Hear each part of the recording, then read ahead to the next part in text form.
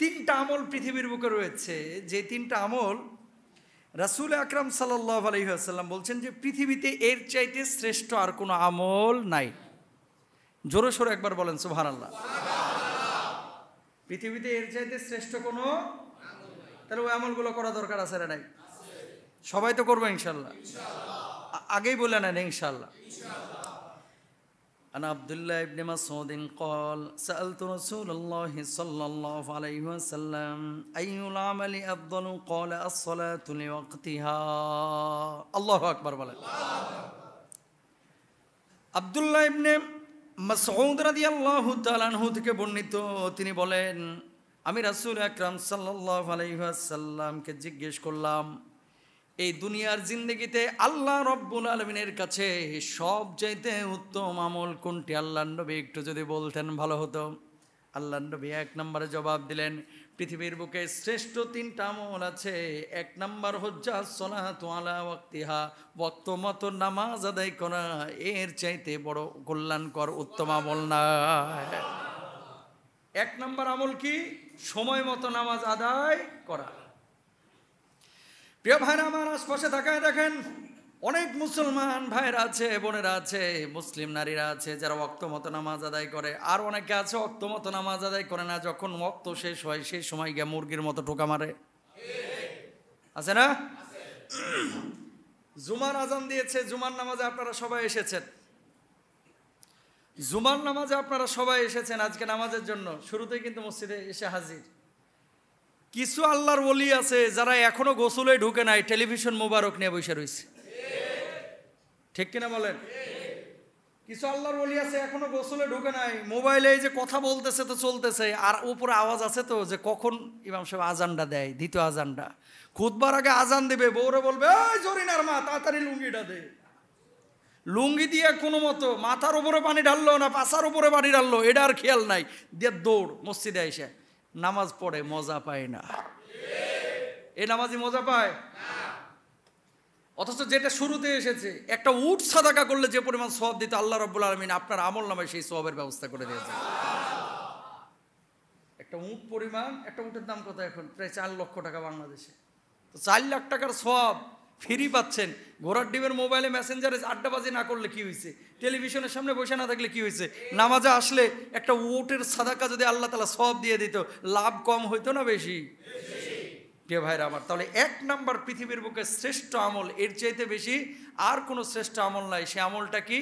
ওয়াক্ত মতো নামাজ আদায় করা। সুবহানাল্লাহ বলেন। এই জন্য রব্বুল আলামিন বলছেন ইন্নাস সালাতা কানাত আলাল মুমিনিনা কিতাবাম মাওকুতা। ওয়াক্ত মতো নামাজ আদায় করা, এটা মুমিনের জন্য ফরজ করে দিয়েছেন কে? আল্লাহ। তাহলে ওয়াক্ত মতো সবাই নামাজ আদায় করব ইনশাআল্লাহ। শুধু জুমার নামাজ না, যোহর পড়তে হবে, আসর পড়তে হবে, মাগরিব পড়তে হবে, এশা পড়তে হবে, সময় মতো পড়তে হবে।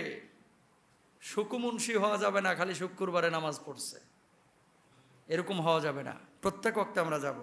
এক নাম্বার পাইলাম। 2 নাম্বার, আব্দুল্লাহ ইবনে মাসউদ রাদিয়াল্লাহু তাআলা আনহু যখন প্রশ্ন করেছেন, আল্লাহর নবী জবাব দিলেন, ক্বালা কুলতু সুম্মা আইয়ুন? ক্বালা রাসূলুল্লাহ সাল্লাল্লাহু আলাইহি ওয়াসাল্লাম বিররুল ওয়ালিদাইন। আল্লাহ রাব্বুল আলামিনের নামাজ, ওয়াক্ত মতো নামাজ আদায় করার পরে পৃথিবীর বুকে সবচেয়ে উত্তম আমল হচ্ছে বাপ মার সেবা করা, বাপ মার সঙ্গে ভালো আচরণ করা, বাপ মার খেদমত করা। বলুন সুবহানাল্লাহ। এই মসজিদে দান করা সবসময় ফরজ না, কিন্তু বাপ মার ভরণ পোষণে টাকা খরচ করা ফরজ, খেদমত করা কি? নামাজ পড়া যেমন ফরজ তেমনি ফরজ করে দিয়েছেন কে? আল্লাহ। আহা হা হা, মুসলমান কি সম্পদ ঘরের মধ্যে আছে রে ভাই। পৃথিবীর বুকে যত মানুষ আজকে আমরা জীবিত আছি, আল্লাহর প্রতি যারা ঈমান এনেছি, প্রত্যেকটা মানুষ কিন্তু আমরা চাই আল্লাহর জান্নাতে যেতে। সন্দেহ আছে কোনো? এই যে নামাজ পড়তে এসেছেন কেন? কাকে সন্তুষ্ট করার জন্য? 1000 কোটি টাকা আর 1 লক্ষ টাকা যেমন সমান না, আল্লাহর কাছে এমন কিছু আমল আছে যে আমলগুলো, দুটো আমল এক সমান না। প্রতিদানের দিক থেকে 1000 কোটি টাকা যেমন অনেক বেশি, এমন কিছু আমল আছে যেগুলো প্রতিদানের দিক থেকে আল্লাহর কাছে 1000 কোটি টাকার চাইতেও বেশি। সুবহানাল্লাহ বলে। ব্যাংকে যখন মানুষ টাকা রাখে তখন কিন্তু খেয়াল করে যে কোথায় প্রফিটটা বেশি।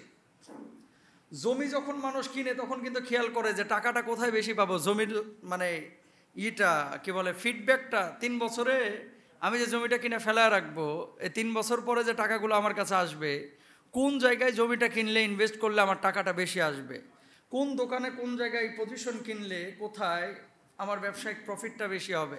আমরা এটা দুনিয়া জিন্দেগিতে সবাই খেয়াল করি, কোথায় চাকরি করলে লাভটা একটু বেশি হবে, সবাই খেয়াল করি। আমলের ক্ষেত্রে কিন্তু আমরা খেয়াল করি না যে আমল যে করতেছি কোন আমলটায় বেশি বেনিফিট আর কোন আমলটায় কম বেনিফিট, এটা কিন্তু আমরা খেয়াল করি না। ঠিক না বলেন? এটা কিন্তু খেয়াল করি না। এবং আরেকটি বিষয় হুজুরের কাছে আমাদের প্রত্যাশা আছে, সেই প্রত্যাশাটা হচ্ছে উনি যেভাবে আগে দাওয়াতি কাজ করেছেন সেভাবে অবশ্যই দাওয়াতি কাজ তো তিনি করবেন ইনশাআল্লাহ তাআলা। তাকে নিয়ে সোশ্যাল মাধ্যমে অনেকে বাড়াবাড়ি অনেকে ছাড়াছাড়ি আমরা যারা করে থাকি, এই জায়গাটা আমরা প্রত্যেকেই খেয়াল রাখবো যাতে করে আমাদের কোনো কথার কারণে আমাদের কোনো আচরণের কারণে আবার বিপদের সম্মুখীন না হয়। ইসলামিক স্কলার বা এই যে বক্তা যারা আমাদের মতো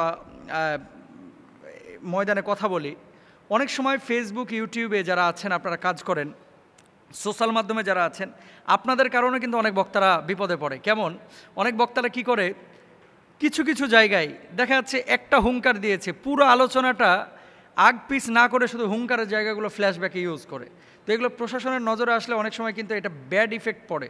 তো এই ক্ষেত্রে খেয়াল করতে হবে যে আমাদের আগে এবং পরে হুজুর কি বলতেছেন সেই জায়গাগুলো আমরা খেয়াল করব ইনশাআল্লাহ তাআলা। সোশ্যাল মাধ্যমে যারা আপনারা আছেন, যারা সোশ্যাল মাধ্যমে অ্যাক্টিভ আছেন, তারা আপনারা বিষয়টা খেয়াল করবেন। আর হুজুরের সাথে আমার ব্যক্তিগতভাবে অনেক আগে থেকেই পরিচয় আছে। তিনি অত্যন্ত ভালো মানুষ, অমায়িক মানুষ, এবং পলিটিক্যাল কোনো বিষয় থাকতে পারে, সেই বিষয়গুলো তো আসলে আমরা ছোট মানুষ, এত গভীরে তো আমরা যেতে পারবো না। ব্যক্তি জগৎ সবার আলাদা আলাদা থাকতে পারে, কিন্তু সেই জায়গাগুলো থেকে ওনাদেরকে সমর্থন করা উচিত। আল উলামা ওয়ারাসাতুল আম্বিয়া, তারা হচ্ছে নবীদের ওয়ারিস। তিনি বুখারী শরীফ পড়ান, তিনি হাদিসের কিতাবগুলো পড়ান। যারা হাদিস পড়ান, সনদ খেয়াল করলে দেখবেন একটার পর একটা একটার পর একটা একটার পর একটা ওস্তাদ কিন্তু এক জায়গায় গিয়ে ঠেকেছে। একেবারে রসুল আকরাম সাল্লাল্লাহু আলাইহি ওয়াসাল্লামের সাহাবীদের থেকে নিয়ে সাহাবী পর্যন্ত, তাবেঈ পর্যন্ত, তারপর আল্লাহ রসুল সাল্লাল্লাহু আলাইহি ওয়াসাল্লামের পর্যন্ত এই সনদগুলো মিলানো যায়। অনেক স্কলার আছে বাংলাদেশে যে তার ওস্তাদ সেই, তার ওস্তাদ সেই, তার ওস্তাদ সেই, এভাবে ইমাম বুখারী রাহিমাহুল্লাহ পর্যন্ত ঠেকেছে, তারপরে সেখান থেকে আল্লাহ রসুল সাল্লাল্লাহু আলাইহি ওয়াসাল্লাম পর্যন্ত ঠেকেছে। তো ওনারা হাদিসের দার্স দিয়ে থাকেন এবং মুহাদ্দিস, তারা হচ্ছে নবীদের ওয়ারিস। আলেমদেরকে ভালোবাসলে আল্লাহ সুবহানাহু ওয়া তাআলা খুশি হন, এবং আলেমকে ভালোবাসা বলে নবীকে ভালোবাসা, নবীকে ভালোবাসা মানে আল্লাহ সুবহানাহু ওয়া তাআলাকে ভালোবাসা। সবসময় আলেমদের প্রতি আমরা ভালো ধারণা রাখবো এবং তাদেরকে মহব্বত করব, আল্লাহ তাআলাকে মহব্বত করা হবে ইনশাআল্লাহ তাআলা। আর ওস্তাদের ব্যাপারে আপনাদের কাছে বিশেষ করে, যেহেতু এটা সোশ্যাল মাধ্যমেও যাবে আলোচনাটা, অনেক সময় ইসলামিক স্কলাররা এই যে আল্লামা মামুনুল হক সাহেব বলেন, খালিদ সাইফুল্লাহ আইয়ুবী বলেন, ডক্টর মিজানুর রহমান আজহারী সাহেব বলেন, আমাদের মতো কিছু ছোটোখাটো যারা ভাইরা আছি, মাহফিলে যাওয়ার পরে কমিটি কিছু কথা বলে, কেমন, হুজুর আজকে কিন্তু কাঁপায়া দিতে হবে, হুজুর আজকে কিন্তু গরম ওয়াজ করতে হবে। এই যে কাঁপানো, ভূমিকম্প তোলা, গরম ওয়াজ করা, এগুলো আপনারা কোনো বক্তাকে বলবেন না প্লিজ। আপনারা বলবেন যে কোরআন হাদিস থেকে স্বাধীনভাবে নিট অ্যান্ড ক্লিন কথা বলেন।